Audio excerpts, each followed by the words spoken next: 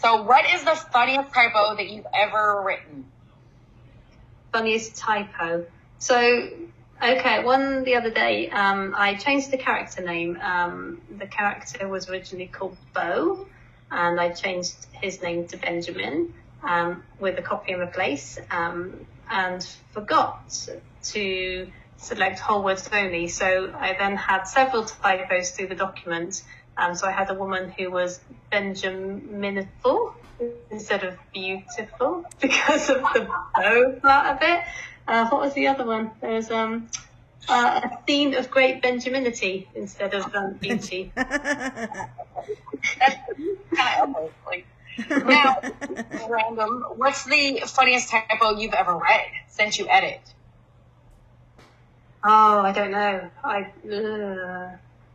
It comes to me pretty clean. So the people who I critique for or developmental edit for are professional writers, so you wouldn't get a red line typo. Occasionally there's words which look like the word they're meant to be, but aren't quite right. I can't think of any of them though, but yeah, rarely any proper typos. Nice red line in Word underneath them stops that. Generally, I mean, spell check does a lot for all of us, myself included. Mm-hmm. What, I think I already know this answer, but I'm going to ask it anyway. What is your favorite cover out of all of your books, and why is it your favorite? Okay. It's actually Hero, but I can't show that to you because that hasn't been revealed yet. So that one. It's James. I'm really sorry, Callum, but James is gorgeous. He's the best looking of all my heroes. Model, pretty, Neville, which goes really nicely with the completely damaged personality and psyche. But yeah, so sorry, Callum, but it's our hero too. Not sorry. I figured it was James. Did you? Okay. I did. How do you come up with the names for your characters? I don't. They come fully named. So, Oh. The series itself, the very first scene of this, I dreamt. And it was a scene in Love Most Say Least, in the very first version of Love Most Say Least, because that was the first book I ever wrote end to end. The version that we've got now is completely different, not only because Callum had to have his story told first. Big bolshy chap that he is, he needed his romance to be told first. Thus Storm the Castle was created. But Love Most Say Least, what was I saying? Yeah, they just came with their names. I didn't have to think up any of them. They all appeared. The main characters, at least. Not so much with side characters. I sometimes struggle to name people who have a walk-on role. So in book 2, there's a neighbour whose name is Angela, and that's my neighbour's name. That's obviously my inspiration at the time was, what would you call the neighbour? Okay, her name's Angela. You're sure. My neighbour that she's in one of my books. I start killing off your enemies. I'm just. I have friends that are like, don't tempt me. I will put you in a book. Yeah, that's the old threat, isn't it? Right, and it's in print forever. So I'm trying to mark where I am. Do you feel like you'd be a better writer if you wore sparkly socks during your writing session? Absolutely.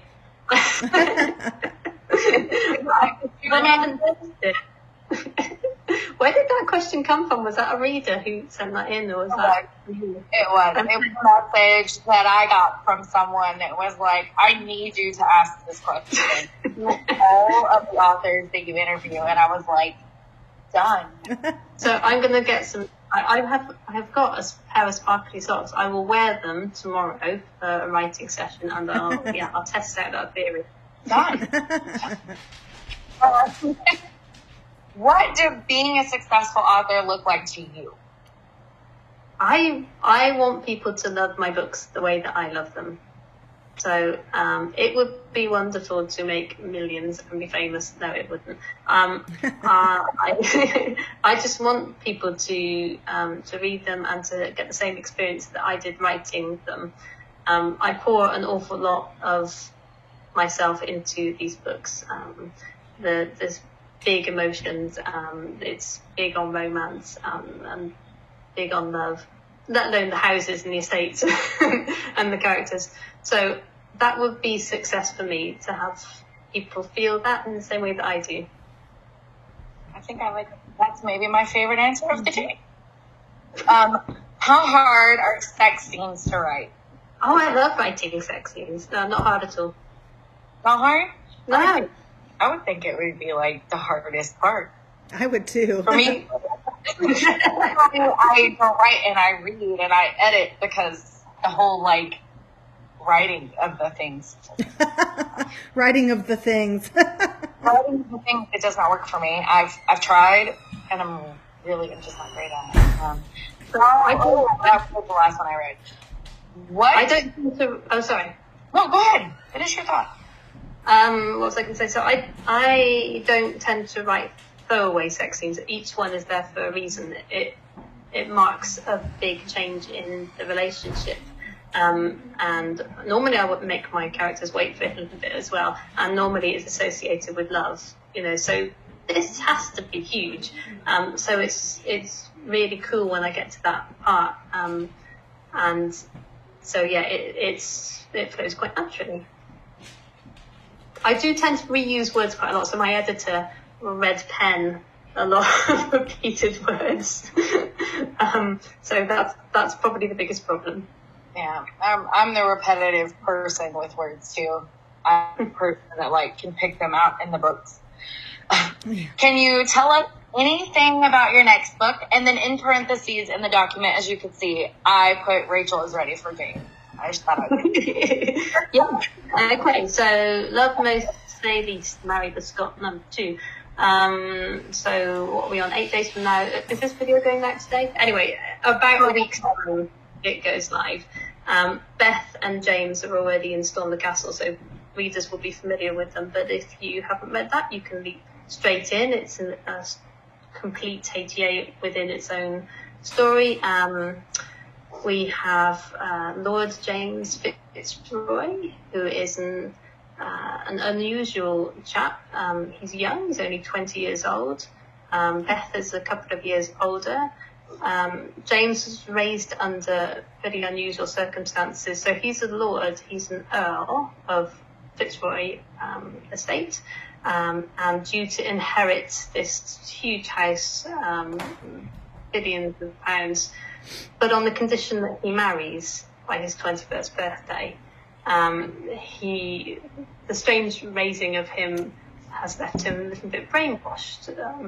And in Storm the Castle, he has already by this point recognised that. Luckily, Beth is a bit of a firecracker and makes an impression on him and helps him break out of his conditioning. I can't wait for this story to be out there. Like I said, it was the first story I ever wrote from end to end.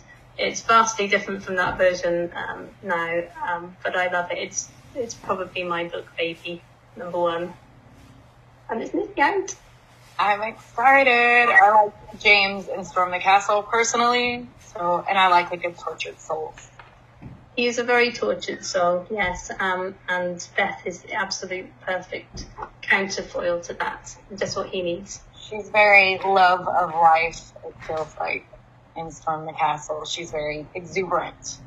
She is. She's very different from Matilda. Matilda's very practical. Beth is a little bit more wild. And there's the odd scene where that shows. I'm excited. Do you like audiobooks, and would you ever put your books in audio? I'd love to. I haven't looked into it yet, but that is on my list of things to explore. I don't listen to them at the moment. I used to. I used to listen to lots of audiobooks, particularly when driving. But now if I'm driving, it's always with a toddler in the car. So I can't listen to romances out loud. So I haven't listened to anything recently. But yeah, it's a really cool way of getting to hear a story whilst doing other things like cleaning the house or whatever. I agree. I'm an audiobook fan myself, so that was a personal question for me because having Callum in my ears. Yeah. I'd have to get someone who could do the accent really well. That'd be quite nice. Yes, it would be, right? Really, isn't it? I would love that. Once again, that was my personal question. Like, am I ever going to get Callum? Because I probably listen to more audio than I do read anymore. Really? Okay, cool. Wow. Yeah, it's easier. Like you say, you can do other things. So I can work and listen. Okay, this is that might bump this up my priority list a little bit. What would you like readers to know most about your book? Okay, so as a brand, my books are considered safe, I've been told. So the love is never at risk, I think is the way of putting it. So my heroes tend to fall hard. Whether this can work out or not is, that's all down to the plot, but the love is secure. I don't like cheating. I like people to deserve each other. And it's probably not particularly angsty either. It's nice stories. Not always nice things have happened to my poor characters, but so that word's been applied to me before, safe. I didn't really understand what that meant before, but I do now. I agree. That's why people value it as well. And it's a little bit of a slow burn, but not get to the last 10 pages and you're like, okay, I'm ready for this to happen. Yeah, it's not for them. Where is your favorite place to travel? So we, as a couple, me and my husband traveled quite a lot. We would try and go, so we've been all over Europe, obviously because it's right next door. We've been to America, we've been to Iceland, Beijing, lots of places. I don't like to go to the same place twice. I would like to find somewhere different to go. But now we have a 2-year-old, we go to places like the Isle of Wight or the New Forest or places that are 2 hours in the car and have all the facilities we need. Soon we're going on a Vines family holiday with all of my extended family, or descending on one big house on the south coast. So that's going to be fun. That's nice. She's like, lots of kids, lots of noise. Yeah. That's how a vacation is supposed to be with family, is obnoxious. And how long have you been writing? How long have you been published? And what genre do you write? Okay, so let's say 3 to 4 years for writing, because that's when Love Most Odious was completed, the first version of it. I've been published for just over a month now, and I write contemporary romance with a Scottish flavour. The Highlands. Love it. Are you a full-time author, or do you have another day job? I'm a full-time author, yes. I do. So my background is business. So I'm by profession a business architect and business analyst. But this is a much more interesting job. Being a writer is my dream. Obviously. And you're good at it. I like your book anyway. Thank you very much. Yes. What kind of books do you like to read, and who is your favorite author? Oh, God. So I have so many favorites. I want to particularly give shout-outs to indie authors, though. So I love Zoe Ashwood and the Shift series. Book 1 is Trust the Wolf. That's a fantastic series. It's witty and low angst shifter romance. I really love Elle Thorpe and her Only You series. So Only the Positive is book 1, and that's currently free this week for people who want to try that. Both those ladies are amazing. Elle's work is much more angsty, Australian, and I love that series.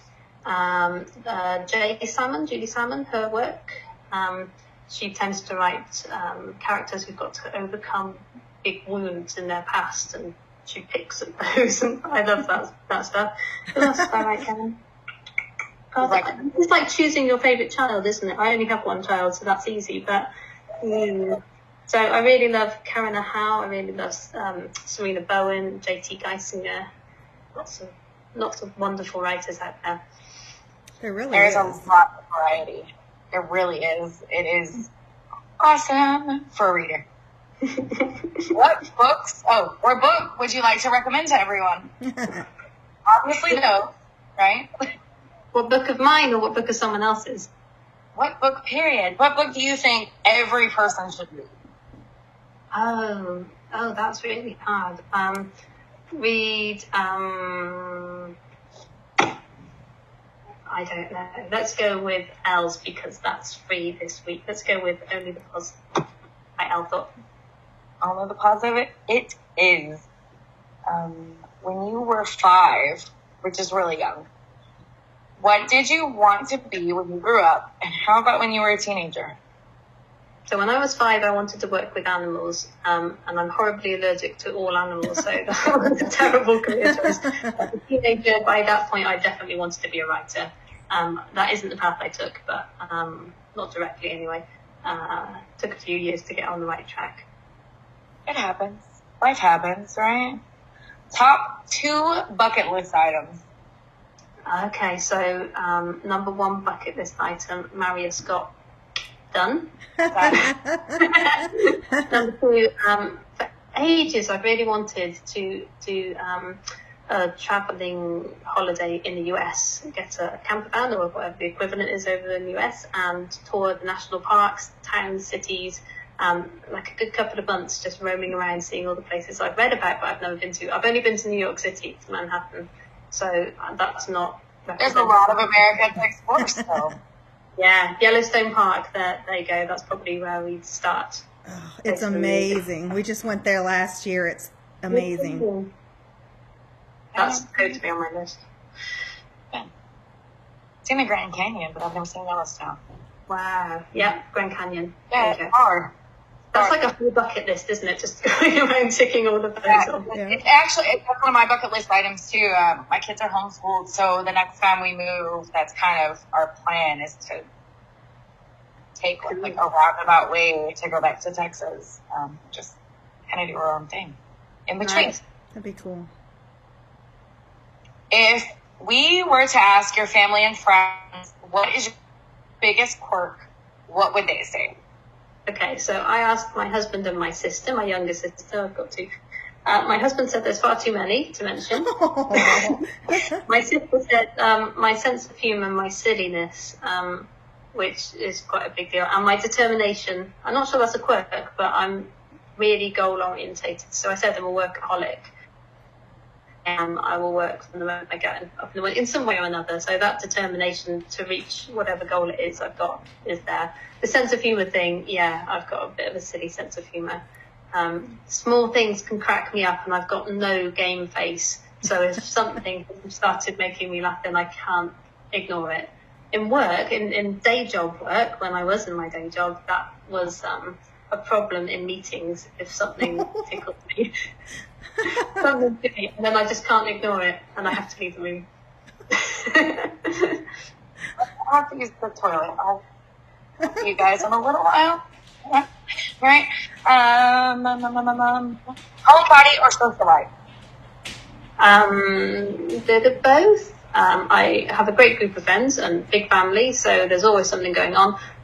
But yeah, I really enjoy being home with a book. Pajamas are great, right? Mm. Regular TV, like BBC or Netflix. So we don't have a TV package.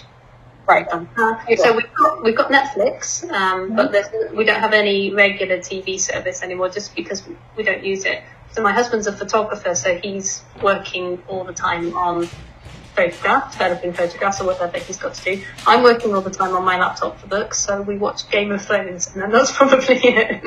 And our toddler watches recorded programs, Hey Dougie and stuff. So yeah, we don't have regular TV. So Netflix is the answer. So animals, would it be cats, dogs, birds, or reptiles? I know you said you're allergic. So yeah, so cats and dogs are great, and I really want to snuggle them, but they make me ill. We don't have any pets right now, but I know we're going to have to change that. I'm just going to have to put up with it. So all of the above. All the animals. Dawn has a zoo at her house. I do. Mm-hmm. I have 2 dogs, 3 cats, a bunny, a mini bunny, and a bearded dragon. How mini is the mini bunny? Is that tiny then? She's bigger than what I would have thought. She's probably, like, when she stretches out, she's really long. She's probably about 4 pounds. Okay. She's like a regular bunny to me. Yeah, I mean, she's about the size of, like, the bunnies like the wild bunnies that we have around here. Yeah. Now, I know when I was little, I had huge white and black spotted bunny, and it was huge. So compared to that, it's mini, but like the ones that we see in our yard, it's about the same size. So cool. Yeah, see, rabbits, that's quite a nice one to have for small kids, isn't it? I could think of getting a rabbit. It could live in the garage. Yes, and you can litter train them too. Can you? Mm-hmm. Oh, okay. Even better. Yep. So, like, God, I'm gonna start looking for a rabbit. Well, just be careful with the cats. We have one cat that would that bothers the bunny. So. Oh no! Oh dear. Yeah, we just have to keep an eye out. My cat would bother the bunny. I think my cat would bully like a 100-pound dog. Honestly, it's the reason we only have him. When we flew back to the States, the customs officers in Washington D.C. were like, "We need you to open his cage so that we can scan him in his cage." And I went to like grab the door to the cage, and he's hissing and growling, and I was like, "Okay, I'll get him out, get him back in." And they were like, "Oh, never mind, it's not him." He's not enough cat. He is the reason people hate cats. Yeah. Cooking or cleaning? Which one do you like, and which one do you not like? I don't like either, but I would do the cleaning because my husband's a really good cook, and I'm not giving that up. I'm with you there. I'm with you. Yep. On your man, boxers or briefs? Neither. Or a nice low slung pair of boxers, Yeah, either's good. Or nothing to me. I'm not kidding. Touche. What would you like to tell us about your family, if anything? If you don't want to share about your family, I understand. So I have a husband of many years, 14 years, something like that. We have 2-year-old. I have 2 sisters. So yeah, one of 3 girls. My mum, niece and a nephew. We have a lovely family. Sprawling family. I've got lots of nieces and nephews on my husband's side as well. We're very lucky. I would agree. All right, so Ellie in your group told me to ask you about your own hot Scot and the first time he impersonated Jamie Fraser. It's there. I did not make it up. Yeah. Okay. Oh gosh. Right. So Christmas Day, 4 months ago, we had a day of family visits. We'd been all over the place, seeing different family members, and we were exhausted. And we get home, it's about 7 or 8 o'clock in the evening. No, later, 9 or 10 o'clock. Toddler's in bed. I collapse on the sofa. I'm done. The place is a mess of toys and wrapping paper. And a man, a stranger, walks in my living room door in a kilt, stands in front of me and says, "Merry Christmas, Sassenach." And it's my husband in a kilt with a Jamie Fraser mask on and a hat. And it was the most terrifying thing I'd ever seen in my life because that mask is so realistic. I've got a picture, and when the video goes out, I'll post the picture against it. But yeah, I nearly died. Oh my God. I might have had a stroke sitting on my... So he'd ordered this and planned this prank well in advance, and decided that was the best time to do it. I still haven't got him back, but it's horrifying. Just here and get him back after he forgets that it ever existed. Exactly. Yeah. So that's all I have for questions. Yep. This has been fun. Thank you so much. Yeah. I appreciate you coming. So what? Yeah, I'm really glad to be here. What is the next book, the title, and when does it come out, and all that fun stuff? So we already have book 1 out in the world, Storm the Castle, Marry the Scot one, and then book 2 comes out on May 2nd, and that's Love Most, Say Least, Marry the Scot 2. And then book 3 comes out just 4 weeks later. So wow. Nice and quick. That's awesome. Ooh, what's your next release date? Do you know yet? What have I said? June 6th. Ah, that's the day after my birthday. Happy birthday, Rachel. Hey, there you go. You get to meet Gordon. Woohoo. Gordon, my pilot hero. So I've got the cover just sitting there waiting. I'll do the cover reveal in a couple of weeks' time. He's very pretty. Awesome. Well, we're looking forward to it. Thank you for coming. Yes, thank you so much. There. Sorry for keeping you late. It's fine. It's not too bad. I'm still just about hanging on. But thank you so much for having me. This has been really good fun. Thank you. Thank you. We appreciate it. Thank you. Have a good night. Bye-bye. Cheers. Good